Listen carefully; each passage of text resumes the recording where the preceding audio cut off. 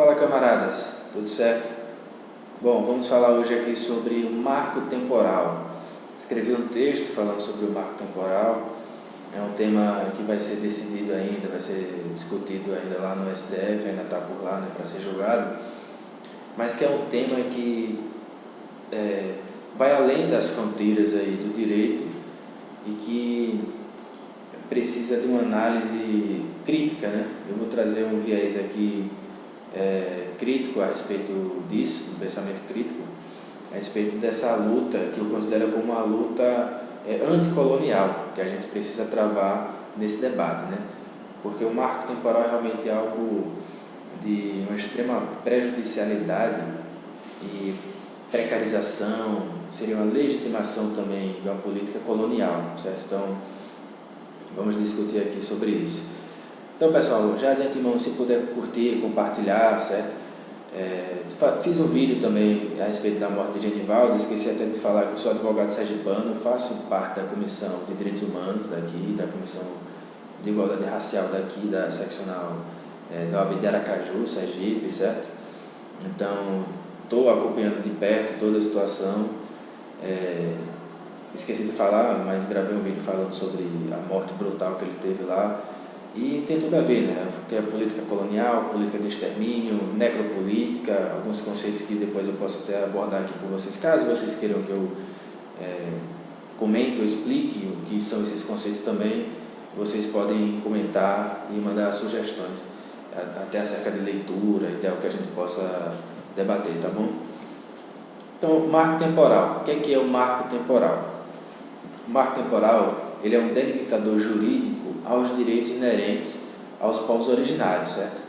Isso por quê? Porque ele prevê que indígenas só podem reivindicar terras ocupadas por eles antes da promulgação da Constituição de 1988. Então, desconsidera grupos que já foram expulsos, certo, das suas terras, e desconsidera também aquilo que está expresso e literalmente lá na Constituição, no seu artigo 231, que diz exatamente o seguinte: são reconhecidos aos índios sua organização social, costumes, línguas, crenças e tradições e os direitos originários sobre as terras que tradicionalmente ocupam, competindo à União demarcá-las, proteger e fazer respeitar todos os seus bens. E lá nos parágrafos desse mesmo artigo, vai só corroborando tudo que está aqui. Então veja que a União tem a obrigação, tem o dever de demarcar terras, só que não faz e nunca fez. Então deixa a quem? Deixa a situação a mercê. E a gente sabe que, principalmente na situação de ofensiva burguesa, as terras que são indígenas, são dos povos originários, ficam realmente em xeque, ficam em uma situação delicada.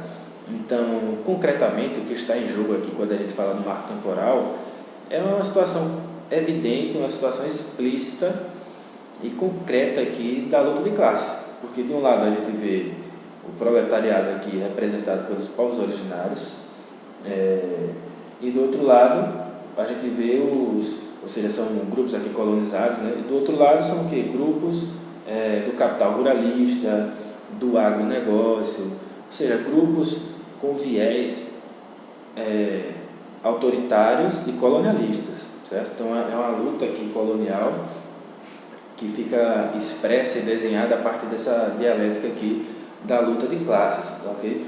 Então, o ponto importante aqui também para mencionar é que o governo Bolsonaro, né, ele é a favor da tese do marco temporal. Então, teoreticamente até já seria um ponto suficiente para a gente ser contra, porque a gente sabe que não há nenhuma intenção partindo do governo federal, ainda mais um governo com viés liberal fascista, como eu vou sempre insistir aqui, não tem realmente nenhum objetivo bom para ninguém, mas principalmente para as minorias sociologicamente consideradas, né?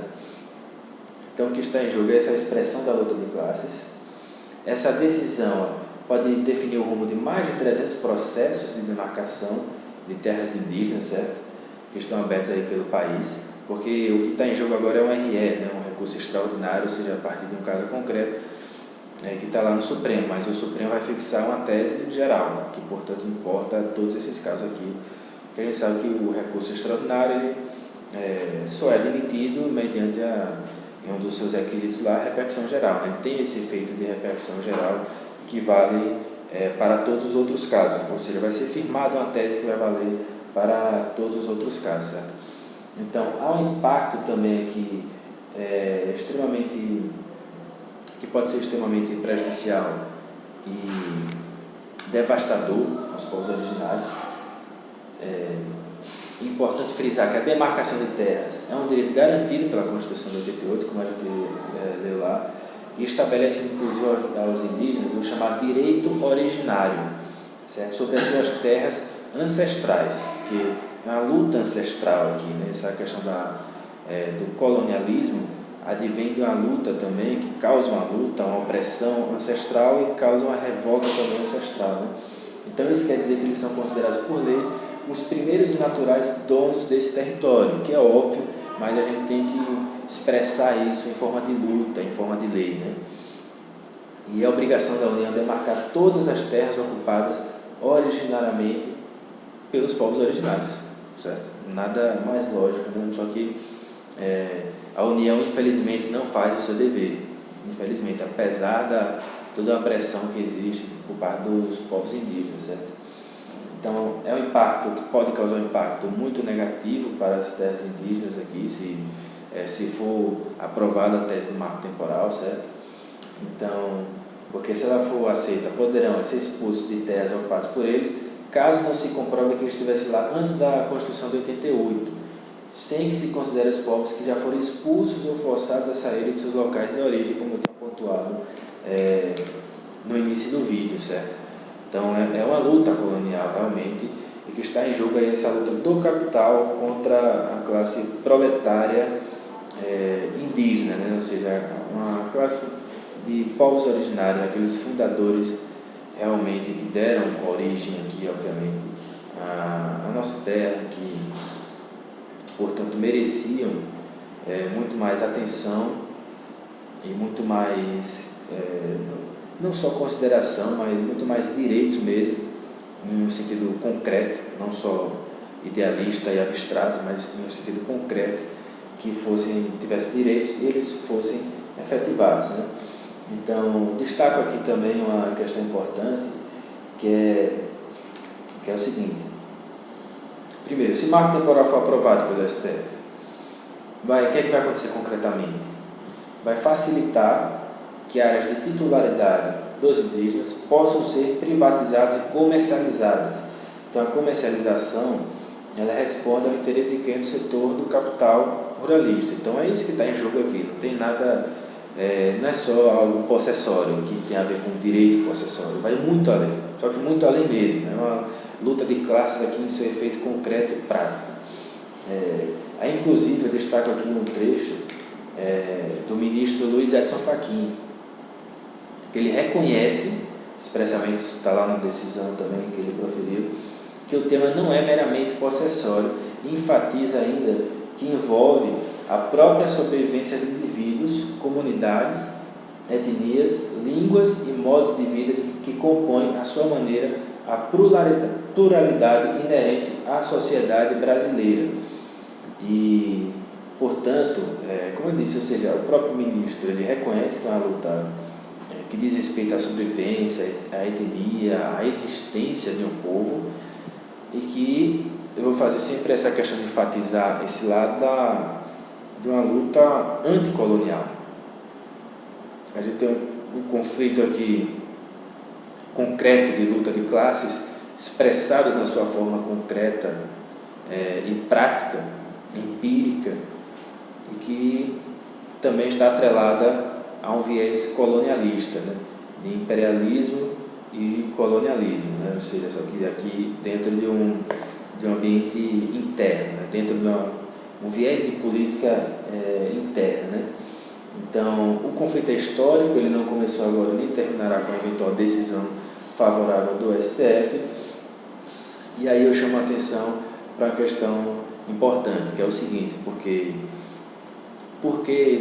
praticamente e tecnicamente também, e objetivamente, isso não se encerra mesmo com a decisão favorável do STF. Isso acontece porque pode existir o efeito backlash, né, que é um termo jurídico para designar, digamos assim, uma contra-ação, como por exemplo aconteceu lá na vaquejada, a questão da vaquejada lá que foi discutido no STF, né, lá no STF. Que o STF reconheceu que era inconstitucional, mas o Congresso foi lá, novamente atendendo a interesses ruralistas, de um certo setor ali do agronegócio, tal, que lucra com isso. E a gente sabe que existe uma bancada ruralista lá no Congresso Nacional, ou seja, foram logo lá e fizeram uma ofensiva. E aí, portanto, mediante esse efeito técnico-jurídico chamado backlash, que é que eles fizeram uma emenda constitucional para que colocasse expressamente na Constituição Federal que a vaquejada é um direito, tal, uma prática cultural e que, portanto, não poderia, o que na verdade é legal, é legítima, né? Ou seja, eles colocaram lá na Constituição para não restar dúvida sobre isso e que para que a decisão do STF, inclusive, não tivesse efeitos práticos. Então, esse é o efeito backlash. Então, e por isso que a relevância do tema e que, inclusive, deveria chamar mais atenção de atores do sistema político, jurídico e, sobretudo, de campos populares, né? A gente sabe que os campos populares aqui, mediante sindicatos, movimentos sociais, partidos políticos, se manifestam e tratam da temática assim, com muita seriedade, mas é importante aqui, eu como advogado, por exemplo, eu posso exigir mais também da OAB que se manifeste enquanto instituição de forma contrária a essa prática colonialista. Também as instituições têm que fazer as suas obrigações, os seus deveres, para além de deveres meramente institucionais, tem que trazer também efeitos concretos, efeitos materiais, para que realmente cumpra uma função social tal qual é estabelecida na Constituição e que exige de nós, inclusive enquanto cidadãos, não é só também uma questão meramente técnica de política, né? De política partidária, muito menos, é uma questão realmente de humanidade, de sobrevivência, certo? E eu chamei a atenção para o prefeito Backlash porque tem lá em tramitação no caso, um projeto de lei, né, tal, que pode ser, no caso, dado seguimento a esse projeto, caso exista uma tese que seja contra o marco temporal por parte do Supremo Tribunal Federal. Então, é bom a gente se atentar para esse possível efeito backlash, porque mesmo que, de repente, esse projeto especificamente aqui, que está lá em trâmite, vou procurar aqui, é o PL número 490 de 2007, que determina que devem ter direitos às terras consideradas ancestrais somente os povos que estivessem ocupando no dia da promulgação da Constituição Federal, lá em 1988. Ou seja, que é uma forma como aconteceu com a vaquejada, deixar lá expresso no texto constitucional, ou seja, o que seria, né, o marco temporal, né, dizer quando é que os povos indígenas têm o direito ou não às suas terras, quando que eles conquistaram esses direitos, né? Ou seja, é um delimitador e que inclusive parte de cima, né? Ou seja, algo que tenta ignorar o debate que é trazido pelos próprios povos originários.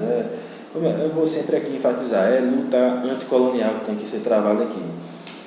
Então, para concluir, pessoal, sobre esse tema, que dá realmente muito assunto, porque se a gente fosse tratar especificamente de luta anticolonial, tá, dá para a gente trazer toda uma literatura aqui muito importante, né? Então, lá no meu texto eu deixei algumas referências lá interessantes, vocês podem conferir, podem criticar, podem falar lá, mas o importante é aprofundar o debate e debater, né? Sobretudo, eu acho que a questão realmente mais importante, mais relevante é o debate.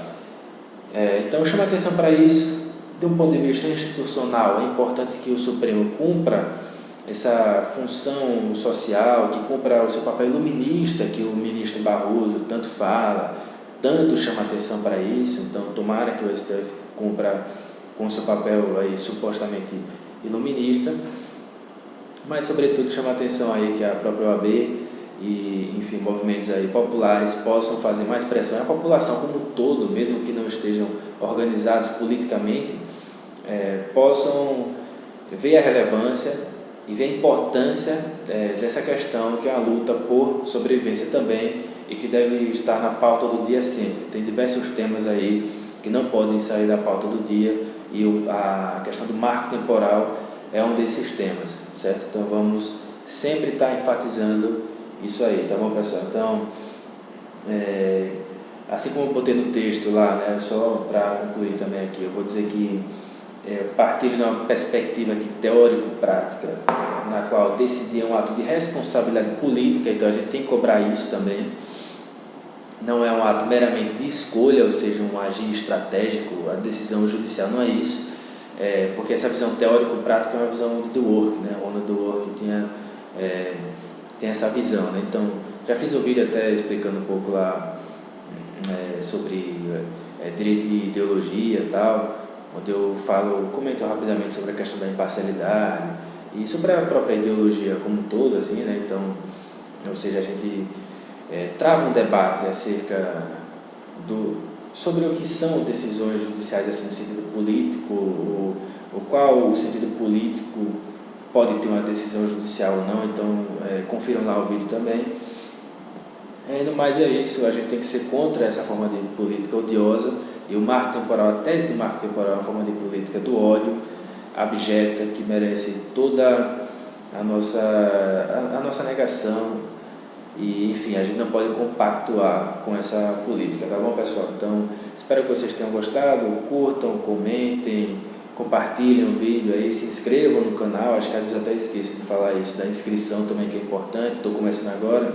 Sei que talvez a qualidade do vídeo, áudio, alguma coisa assim, talvez não seja das melhores, mas a gente pode melhorar, principalmente se contar com o apoio de vocês, tá bom? Então espero que vocês tenham gostado, sigamos, a luta é séria, a luta é árdua, perpétua de certa forma, mas nós vamos sempre perseguir um caminho melhor, tá bom, pessoal? Espero que tenham gostado e até a próxima, sigamos na luta.